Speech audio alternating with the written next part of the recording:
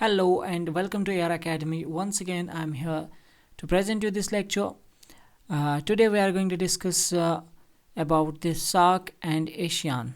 ठीक है, तो आज हम SAARC और ASEAN के ऑब्जेक्टिव्स करेंगे. होपफुली इन ऑब्जेक्टिव्स में आपको सारी इन्फॉर्मेशन मिलेगी जो कि आपको चाहिए इस टॉपिक से रिलेटेड, यानी कि इन दो टॉपिक से रिलेटेड. ये हमारी JKP कांस्टेबल का जो सिलेबस है वो हम डिस्कस कर रहे हैं, एज़ यू ऑल नो. तो चलिए स्टार्ट करते हैं आज का ये लेक्चर. इससे पहले कि मैं स्टार्ट करूं, एक ही आपसे गुजारिश रहेगी, अगर अभी तक आपने सब्सक्राइब नहीं किया है तो सब्सक्राइब ज़रूर करें और उसके साथ साथ अपने दोस्तों के साथ शेयर भी ज़रूर करें. आज का ये लेक्चर आसियान और सार्क, ये हमारा लेक्चर नंबर 9 होगा, जो कि हम JKP कांस्टेबल के सिलेबस को लेके कर रहे हैं. इससे पहले हमने अवार्ड्स पढ़े, यूनाइटेड नेशंस और उसके मेंबर स्टेट्स पढ़े. तो आज हम पढ़ेंगे ये आसियान और सार्क को लेके, और ऐसे हम आगे बढ़ते रहेंगे. अभी तक अगर आपने सब्सक्राइब नहीं किया है ज़रूर सब्सक्राइब किए. चलिए ज़्यादा टाइम नहीं लेते हुए सीधे क्वेश्चंस पे आते हैं. ये है पहला क्वेश्चन जो कि आपकी स्क्रीन पे है. इसका आंसर आप ज़रूर कीजिएगा. In which year was SAARC established? SAARC को इस्टेब्लिश कब किया गया? पहले तो आपको सार्क का फुल फॉर्म पता होना चाहिए, जो कि बहुत ज़रूरी है. चलिए पहले मुझे आप सार्क का फुल फॉर्म अगर आपको पता है तो ज़रूर कमेंट में आप लिखिए. South Asian association for regional cooperation है, ठीक है. तो ये आप याद रखेंगे. अब आपको बताना है कि सार्क इस्टेब्लिश कब हुआ था. सार्क इस्टेब्लिश हुआ था, इसके ऑप्शंस हैं 1980, 1985, 1990 एंड 1995. तो आपको मैं देता हूँ 15 सेकेंड, तब तक आप इसका आंसर खुद कीजिए.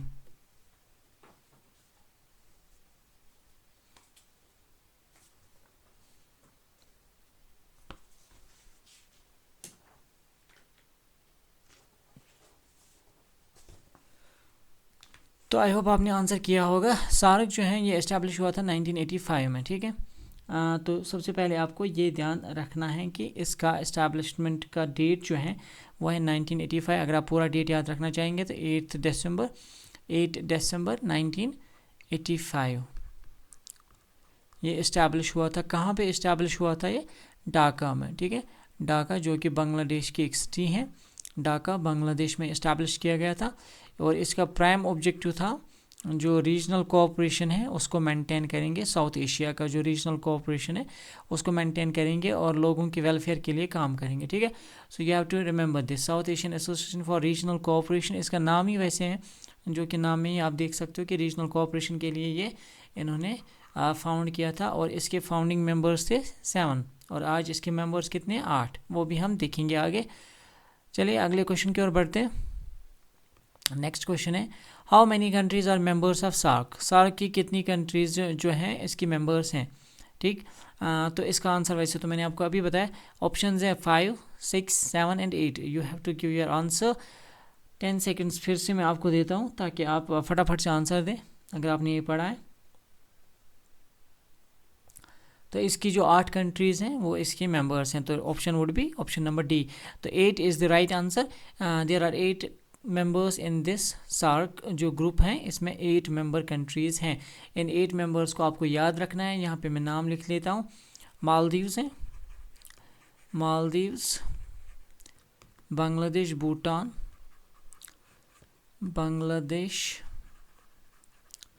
भूटान, ये आपको याद रखनी है ये मेंबर कंट्रीज़. मालदीव्स, बांग्लादेश, भूटान, उसके बाद श्रीलंका. साउथ एशियन जो कंट्रीज़ हैं आपको यही याद रखनी है, Sri Lanka. Then you have India,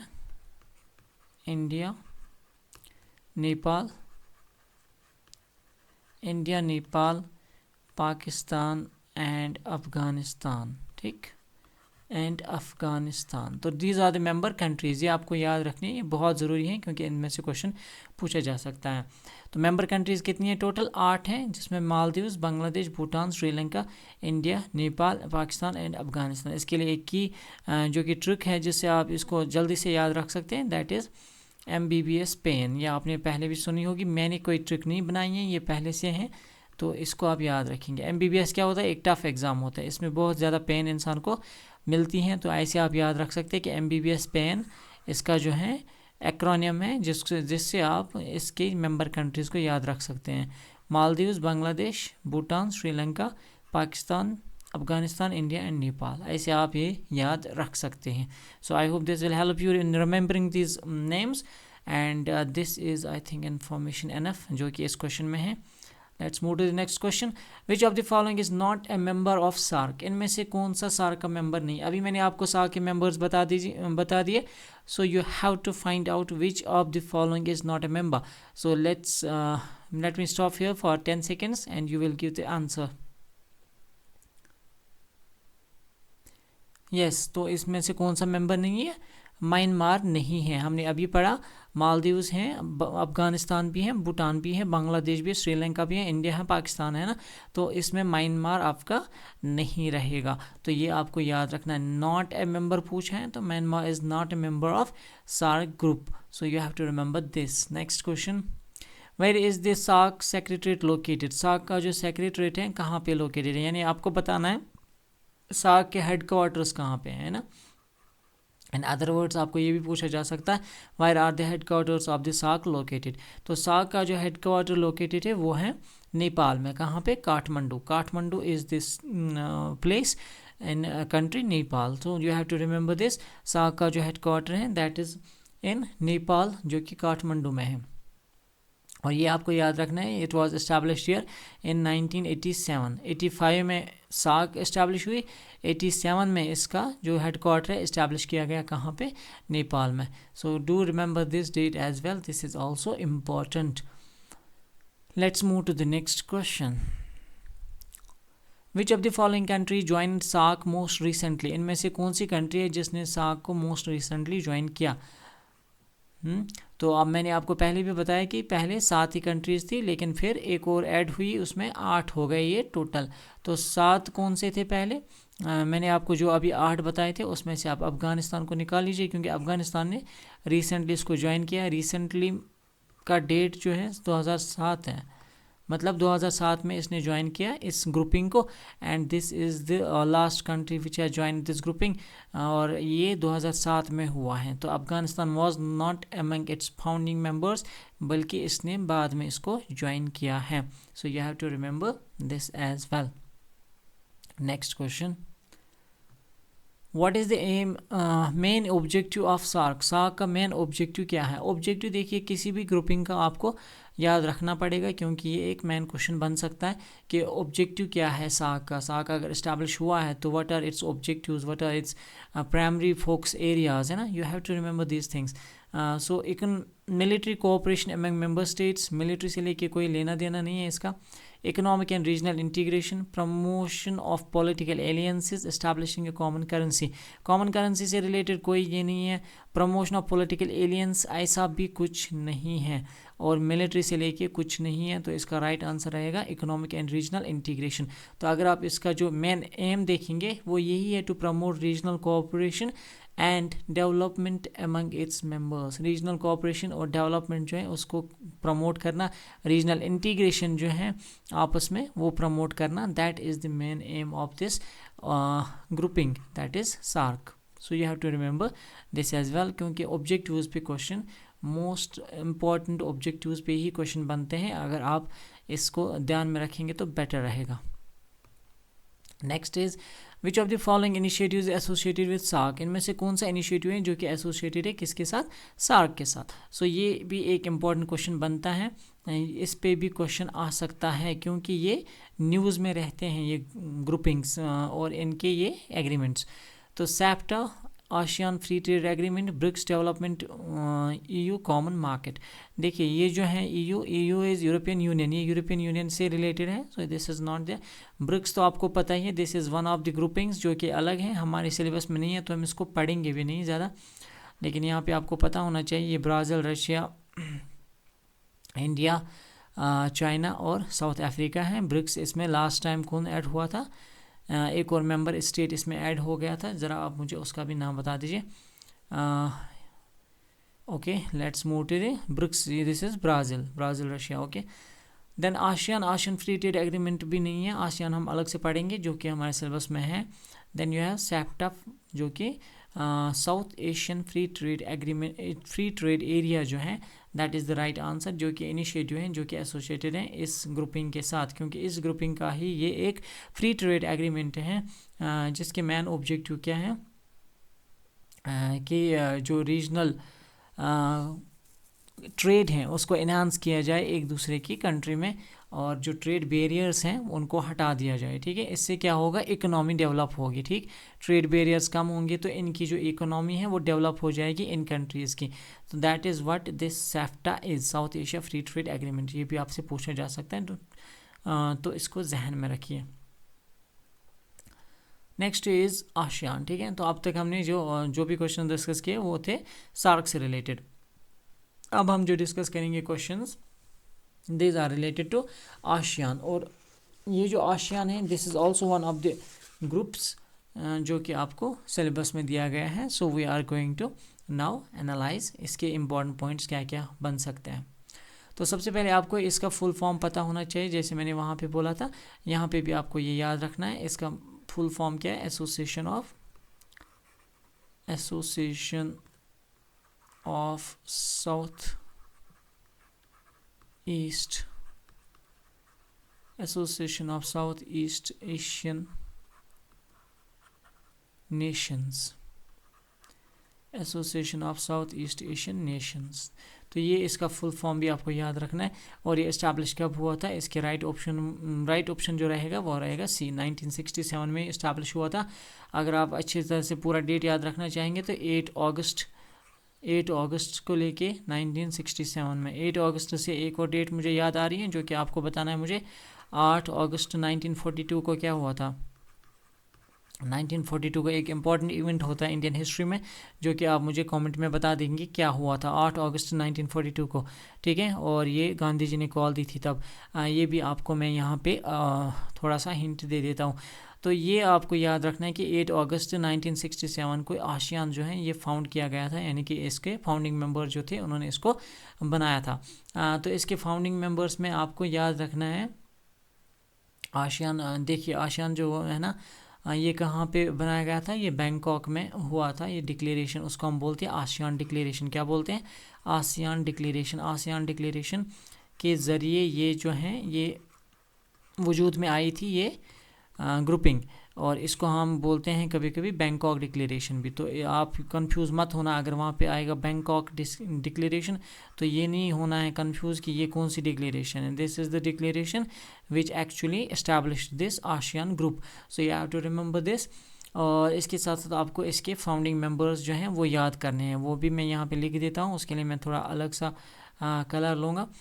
तो इसके जो फाउंडिंग मेंबर्स हैं, सबसे पहले आप याद रखेंगे Indonesia. Indonesia is one of the founding members. उसके बाद मलेशिया, इंडोनेशिया मलेशिया याद रखना आसान होगा आपको ये। और उसके बाद फिलीपाइंस और Singapore, Philippines, Singapore, Philippines, Singapore and Thailand.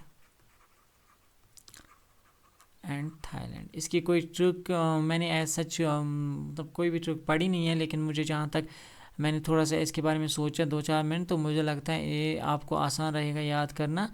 It's PM। कोई पूछता है ना टाइम क्या है, तो इट्स PM करके आप याद रख सकते हैं। This is Indonesia, Thailand, Singapore, then this Philippines and Malaysia. तो ये फाउंडिंग मेंबर्स हैं। हालांकि इसके और भी मेंबर्स हैं, जो कि यहाँ पे हम 5 पढ़ रहे हैं, इसके और 5 मेंबर्स हैं। अभी ये 10 मेंबर का 10 कंट्रीज़ का एक ग्रुप है, लेकिन वो 5 कौन से हैं वो हम आगे देखेंगे नेक्स्ट स्लाइड पे, क्योंकि यहाँ पे वैसे भी जगह बच नहीं रही। तो ये इंपॉर्टेंट पॉइंट है, इसमें से ये इंपॉर्टेंट पॉइंट है आसियान डिक्लेरेशन क्या या बैंकॉक डिक्लेरेशन, और ये कंट्रीज़ आपको याद रखनी ज़रूरी हैं। इसके साथ साथ ये जो क्वेश्चन मैंने पूछा था, इस दिन क्या हुआ था, क्विट इंडिया मूवमेंट का स्लोगन दिया गया था इंडियन हिस्ट्री में। Quit India, do or die का नारा लगाया था गांधी जी ने। क्विट इंडिया मूवमेंट जो है इसी दिन शुरू किया गया था 8 अगस्त 1947 को। चलिए आपको थोड़ा सा वहाँ से भी मिल गया। नेक्स्ट क्वेश्चन देखते हैं, विच of the following countries is not a member of ASEAN. ASEAN का इनमें से कौन सा मेंबर नहीं है। मैंने आपको 5 मेंबर्स अभी बता दिए, जिसका मैंने ट्रिक भी बताया आपको याद क्या रखना है, इट्स PM। कोई पूछेगा टाइम क्या है तो बोल देना इट्स 10 PM, इट्स तो इससे ये आपको याद रह सकता है। 5 ये हैं, इसके बाद जो बाकी मेंबर्स हैं वो हम यहाँ पे लिखेंगे। एक है ब्रुनई दारुस्सलाम। ब्रुनई दारुस्सलाम एक ऐसी कंट्री जो कि इसमें ओनली सल्तनत है, तो ये भी आप याद रख सकते हैं, पूछा जा सकता है। ब्रुनई, देन कैम्बोडिया के बाद लाओस आया तो म्यांमार भी होगा, ये भी आप याद रखेंगे। लाओस म्यांमार एक साथ। Then Vietnam. तो दीज आर द कंट्रीज़, ये 5 और ये 5 हो गए 10, तो 10 कंट्रीज़ हैं। तो आप मुझे बताइए इसका ऑप्शन क्या रहेगा। इसमें से ईस्ट टाइमोर नहीं है ना, टाइमोर लेस्ते जो हैं वो नहीं है, तो इसका राइट आंसर ये रहेगा। क्यों? क्योंकि आपसे पूछ रहा था विच of the following countries is not a member, तो ईस्ट टाइमोर जो है या टाइमोर लेस्ते ये नहीं है। कैम्बोडिया, वियतनाम में, लाओस भी हैं। इसके साथ साथ ये आपको याद ही रखने हैं, ये कौन है, इंडोनेशिया, ये कौन है, थाईलैंड, ये कौन है, सिंगापुर, ये कौन है, फिलीपाइंस, ये क्या है, मलेशिया। तो इट्स PM के बाद ये बाकी भी आप इससे जोड़ दीजिए, तो शायद कोई ट्रिक बन जाए, तो मुझे भी बता दीजिएगा कमेंट्स में। बट बन सकती हैं ट्रिक्स तो बहुत सारी बनती हैं, तो you can also make a trick of it. अगर मुझसे कोई बन गई तो मैं अगले लेक्चर में ज़रूर आपको बता दूंगा। नेक्स्ट क्वेश्चन की ओर बढ़ते हैं। What is the primary aim of ASEAN. ASEAN का प्राइमरी एम क्या है, प्राइमरी गोल क्या है आसियान का, ठीक है। जैसे हमने अभी पढ़ा था ऑब्जेक्टिव्स, वैसे यहाँ पे भी आपको बताना है कि इसका ऑब्जेक्टिव क्या है आसियान का। आसियान का जो ऑब्जेक्टिव है ये आप याद रखेंगे। इसका ऑब्जेक्टिव है to promote economic growth, social progress and cultural development among its members. तो यहाँ पे कहाँ पे आ रहा है इकोनॉमिक ग्रोथ, यहाँ पे economic growth, social progress and cultural development, ये आप याद रखेंगे, ये बहुत इंपॉर्टेंट है, ठीक है। मिलिट्री कोऑपरेशन से कुछ लेना देना नहीं है, पॉलिटिकल डोमिनेंस से भी लेना देना नहीं है, और इस्टेब्लिशमेंट ऑफ कॉमन करेंसी ये तो बिल्कुल नहीं है। तो ये आप ध्यान रखेंगे, इसका जो राइट ऑप्शन है इकोनॉमिक ग्रोथ को प्रमोट करना, सोशल प्रोग्रेस को और कल्चरल डेवलपमेंट को, लोगों की भलाई के लिए, ठीक है। ये आपको ध्यान में रखना है। इसका एक और विजन भी है, वो हम आगे डिस्कस करेंगे। Which city is the headquarters of ASEAN. आपको बताना है कौन से सिटी में लोकेटेड है इसके हेडक्वार्टर्स, किसके, आसियान के। जैसे अब हमने अभी पढ़ा हेडक्वार्टर्स ऑफ सार्क, कहाँ पे है headquarter of SAARC, I hope आपको अब याद होगा। हेडक्वार्टर्स ऑफ सार्क जो है हमने पढ़ा था वो है काठमांडू में, ठीक है। काठमांडू कहाँ पे है, नेपाल में, है ना। तो ये हमने पढ़ा था। ऐसे ही हमने परसों पढ़ा था UNO, यूनाइटेड नेशंस ऑर्गेनाइजेशन का हेडक्वार्टर कहाँ पे है, न्यूयॉर्क में। ये आपको याद रखने की चीज़ें, याद रखने की ज़रूरत है ये चीज़ें, ठीक है। क्योंकि बार बार मैं इनको रिपीट इसीलिए कर रहा हूँ ताकि आपको याद हो जाए।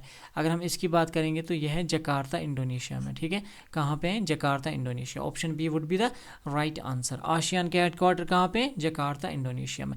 इन हेडक्वार्टर्स पे देखना आप एग्जाम में डेफिनेटली एक क्वेश्चन आपको देखने को मिल जाएगा। Let's move to the next question. Which of the following is not an ASEAN summit objective. आपको बताना इनमें से कौन सा जो है आसियान समिट ऑब्जेक्टिव नहीं है, यानी कि आसियान का ऑब्जेक्टिव नहीं है। इनमें से कौन सा चीज़ है जो कि आसियान का ऑब्जेक्टिव नहीं है। Enhancing cooperation on regional security, promoting economic integration and free trade agreements, discussing bilateral conflicts between member countries, strengthening cultural ties among member states। देखिए कोई भी ग्रुप हो ना, कोई भी ग्रुपिंग हो गई, ये बात आप याद रखिए, जब भी बायलेटरल कॉन्फ्लिक्ट्स की बात आएगी तो कोई भी ग्रुप इन चीज़ों को नहीं छेड़ता, क्योंकि इससे फिर आपस में कंट्रीज़ में क्या होता है, कॉन्फ्लिक्ट्स बढ़ जाते हैं। तो बायलेटरल जहाँ पे भी कॉन्फ्लिक्ट आ जाएगा, कोई भी ग्रुप हो, आप ये 99% श्योर 99% ये गारंटी है कि this will not be any objective. क्योंकि कोई भी मेंबर कंट्री, देखिए एक सिंपल सी एग्जांपल मैं आपको दूंगा। अगर हम बात करेंगे श्रीलंका और इंडिया की, है ना, 2 कंट्रीज़ हैं। अगर ये 2 कंट्रीज़ किसी और तीसरी कंट्री की इश्यूज़ को आपस में डिस्कस करने बैठेंगे तो इनमें भी इश्यूज़ आ जाएंगे, क्योंकि एक को फेवर करेगा, दूसरे को फेवर करेगा। So you have to remember this कि बायलेटरल कॉन्फ्लिक्ट्स किसी भी ऐसे ग्रुप में डिस्कस नहीं होते हैं। तो इसका राइट ऑप्शन ये रहेगा। विच of the following is not an Asian summit objective. Bilateral issues को या कॉन्फ्लिक्ट्स को डिस्कस करना किसी भी ऑर्गेनाइजेशन का ऑब्जेक्टिव नहीं होता है। तो ये एक स्टार पॉइंट है जो आप याद रखेंगे कि बायलेटरल इश्यूज़ कभी भी डिस्कस नहीं होंगे। Next, Which of the following agreements allows ASEAN to engage with external partners like China, Japan and South Korea? इनमें से कौन सा ऐसा एग्रीमेंट है जो अलाउ करता है ये आसियान के मेंबर्स को चाइना, जापान और साउथ कोरिया के साथ एक्सटर्नल पार्टनर्स बनाने में? देखिए, ये एक इनिशिएटिव है जिस इनिशिएटिव के थ्रू ये इन 3 कंट्रीज़ के साथ, आसियान का जो ग्रुप है इन 3 कंट्रीज़ के साथ एक आप यूँ बोल सकते हैं कि कोऑपरेशन में आ जाते हैं। इनके साथ इनकी एक बॉन्डिंग बन जाती है इस प्रोग्राम के थ्रू। और वो कौन सा है? आसियान एपेक एग्रीमेंट, ये नहीं है। आसियान रीजनल फोरम, ये भी नहीं है। आसियान रीजनल फोरम तो आपस में इनके ये फोरम है। ASEAN +3 cooperation, East Asia economic partnership, ये भी नहीं है। तो right option would be option number C, ASEAN +3 में आप याद रखेंगे चाइना, जापान और साउथ कोरिया। आसियान की 10 कंट्रीज़ और +3 में ये 3 कंट्रीज़। तो अगर आपको ये क्वेश्चन भी ऐसे भी पूछ सकता है कि ASEAN +3 कोऑपरेशन जो है ये कितनी कंट्रीज़ के बीच होता है, तो आपको ये भी पता होना चाहिए कि टोटल ये 13 कंट्रीज़ बनती हैं। और आसियान की 10 कंट्री जो कि मैंने आपको पहले नाम बताए, और इन 3 कंट्रीज़ के नाम यहाँ पे हैं। फर्स्ट है जापान, फिर साउथ कोरिया और चाइना। ये आपको याद रखना है। So this is very important question, ये आप याद रख लीजिए। ASEAN +3 के क्या मतलब है? ASEAN +3 कोऑपरेशन होता है, ठीक है। Next question, what is the official motto of ASEAN? ASEAN का ऑफिशियल मोटो क्या है? मैंने आपको पहले ही बताया था जब हमने एम और ऑब्जेक्टिव्स पढ़े थे कि इनका एक ऑफिशियल मोटो भी है जो आपको याद रखना है। इनका ऑफिशियल मोटो ये है, 1 विजन, 1 आइडेंटिटी एंड 1 कम्युनिटी। ये आपको ध्यान में रखना है। ये भी पूछा जा सकता है क्योंकि एक क्वेश्चन बन सकता है, ऑफिशियल मोटो है, तो ये आपको ध्यान में रखना ही रखना है। 1 विजन, 1 आइडेंटिटी एंड 1 कम्युनिटी, ठीक है। तो to keep do consider these important questions, इनको रिपीट भी कर लीजिएगा और ताकि आपको अच्छे से जो है रिवाइज हो जाएगा। आई होप रिवीजन के लिए मैं एक इसमें क्वेश्चन सीरीज़ लाऊं जिसमें हम सारे जो भी हमने अब तक लेक्चर पढ़े हैं उनको हम रिवाइज़ करेंगे। 2-3 लेक्चर्स का एक लेक्चर बनेगा जब हम रिवीजन करेंगे, क्योंकि रिवीजन में मैं आपको ऐसे नहीं कराऊंगा। रिवीजन जब भी हम करेंगे तो we will discuss that line by line. एक लाइन में क्वेश्चन लिखा, उसका आंसर में ज़बान मतलब लर्न होना हुआ चाहिए, तो मैं आपको वैसे रिवीजन करने की कोशिश कराऊंगा, होपफुली अगर टाइम मिला। Next is thank you very much. अगर आप यहाँ तक आ ही गए हैं तो सब्सक्राइब का बटन ज़रूर दबा दें और याद रखें अपने दोस्तों के साथ ज़रूर शेयर करें। अगर आप टेलीग्राम पे जुड़ना चाहेंगे तो वहाँ पे आपको शायद इसकी PDFs वगैरह मिल जाएंगी। टेलीग्राम का लिंक इस डिस्क्रिप्शन में ज़रूर होगा, आप वहाँ पे भी जुड़ सकते हैं। मेरा व्हाट्सएप नंबर भी इस लिंक के डिस्क्रिप्शन में होगा। अगर आपको नोट्स चाहिए तो आप नोट्स के भी ले सकते हैं।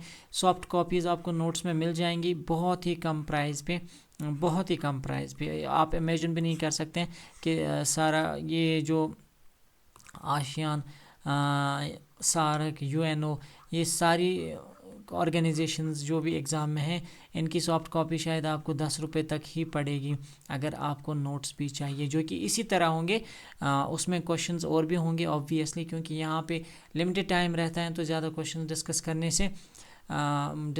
से हम रह जाते हैं। लेकिन जो नोट्स होंगे उनमें ज़्यादा क्वेश्चंस ऑब्वियसली आप देखेंगे और उनके एक्सप्लेनेशन उनके साथ साथ दी होगी। तो आप वैसे भी रिवाइज़ कर सकते हैं, या फिर आप लेक्चर्स तो देख ही रहे। अगर आप नोट्स बनाना चाहते हैं खुद के तो आप लेक्चर देख देख के भी बना सकते हैं।